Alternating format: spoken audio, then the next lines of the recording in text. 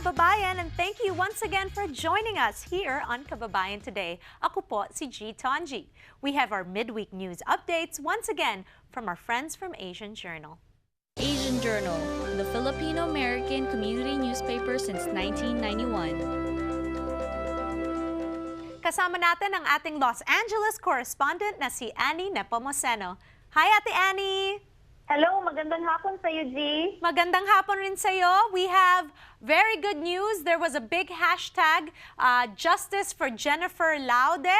So please tell us our first midweek news update.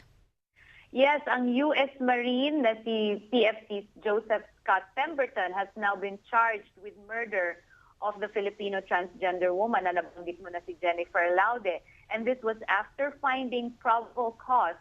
So they already filed the murder charges and they are releasing the warrant of arrest for Joseph Scott Pemberton on Tuesday, December 16.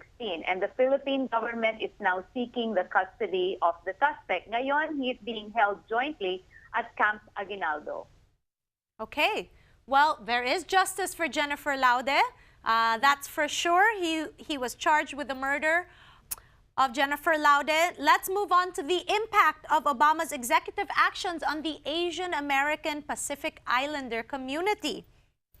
Yes, the executive action on immigration reform announced last month will affect many communities and families, granting at least 5 million undocumented immigrants protection from deportation should they meet the requirements. So to the Asian American and Pacific Islander community, one of the most rapidly growing populations with over 17.3 million in the U.S., the impact is resounding. Again, on Tuesday, December 16, the White House hosted a press conference call explaining the details of the Obama's Immigration Accountability Executive Action and the widespread impact it has on the AAPI community, because they had mentioned that usually there is a lack of awareness on these matters, that everyone is not able to apply or they don't know that they are qualified for, such as the parents of legal citizens and immigrants, those who qualify for the DACA,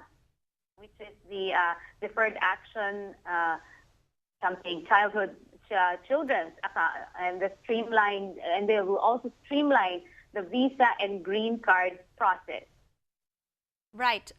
We actually had a show here on Kababayan Today with Attorney Aquino Silva, and napakadami talagang mga kababayan na tumawag para malaman kung affected sila sa executive order ni Obama.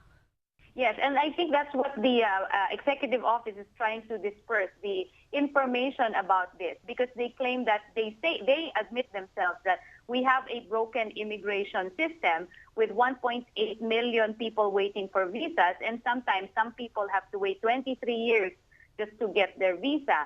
And the administration is concerned with boosting the economy so that skilled workers can finally pay their taxes and, you know, have flexible work authorizations. And they want to spend less on exporting and separating families. That's right. Well, ang naintindihan ko nung dumating ang mga attorneys dito, nagbago yung mga requirements ng DACA. There used to be a cap of age of 31 years old. Ngayon, tinanggal na yon. Diba, Ate Annie? And then there are other provisions, pero kailangan talaga that they should seek legal advice. And also, meron na ring DAPA, which is the Deferred Action for Parental Accountability. Yes, exactly. That's right. Yes, exactly.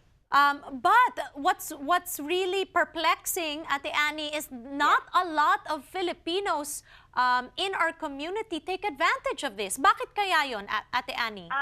Tingin ko kasi siyempre medyo natatakot pa sila na baka nga naman sila ma-deport. At siyempre, if they are here undocumented, siguro hindi madali para sa kanila na lumabas out of the woodwork. And, you know, the government is trying to persuade them to, you know, apply for this. So, yes.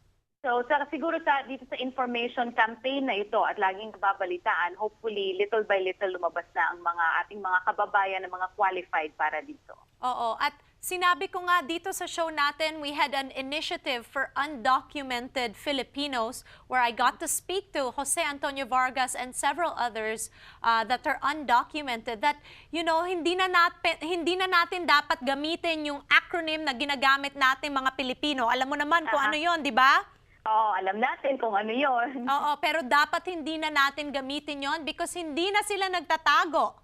Hindi na nila kailangan magtago, palagay ko. At sana nga ay mag-start na sila magtanong kung sila nga ay qualified at kung ano yung mga kailangan nilang gawin. Dahil kahit na gusto nilang ayusin itong immigration through this immigration reform, syempre baka humaba na naman ang mga pila kaya madaliin na nila ang kanilang pag-aasikaso ng kanilang papeles. Tama nga naman. Sabi nga nila, don't wait to the last minute, and information is key, so please, yes, if you can seek legal advice, do so. And if not, there are some non-profits that will help you. Yes, that's true. All right, so let's discuss. We have 3 Filipinos here in Southern California that we as a community should celebrate. Can you tell us who they are? Yes, there are now three role models in the Filipino-American communities, additional role models in the form of the California Teacher of the Year. A Filipino-American was selected as one of the 5 California Teachers of the Year, Lovelyn Marquez-Prueher. She is an English teacher at Dodson Middle School in Rancho Palos Verdes, and she was also one of the 16 Los Angeles County Teachers of the Year for the year 2014. And there's also a film attorney appointed to the LA Superior Court. Attorney Rob Villeza was sworn in on Thursday as a judge of the Los Angeles Superior Court. Villeza, who has served as an assistant United States attorney in the Central District of California for more than 20 years, was among 6 others appointed to the bench by California Governor Jerry Brown in November. And the last but not the least, of course, the Phil-Am councilman sworn into office in San Diego. He's the first Asian to serve on the council in nearly 5 decades. Councilman Cate will represent District 6, which includes Mira Mesa, Miramar, Kearny Mesa, Claremont, and Rancho Peñasquitos, where about 1/3 of the population is Asian and Pacific Islander. Well, this is really a cause to celebrate. We have so many Filipinos that are doing so well and that are being successful in various fields. May isang teacher, may isang judge, at merong na nasa politika. So it just goes to show that we as a community need to support our kababayans because we're really going places. Yes, and they say that, you know, Philams are a force to reckon with. Kaya maganda ito na merong mga tao na nasa matataas na posisyon at talagang nagko-contribute sa community. So we should all aspire to be like them.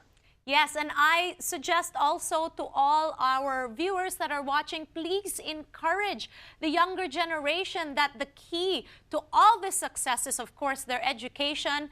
Alam naman natin dito sa Amerika, marami tayong busy tayo, di ba? But the focus on education, which we had an initiative here on Kababayan Today, is so important. So maraming salamat. If you want to get the complete details of these stories, you can go to asianjournal.com. And thank you so much, Annie, for once again being our Los Angeles correspondent. All right, thank you very much. When we return, kausap ko naman si Juliana Parr. Don't go away.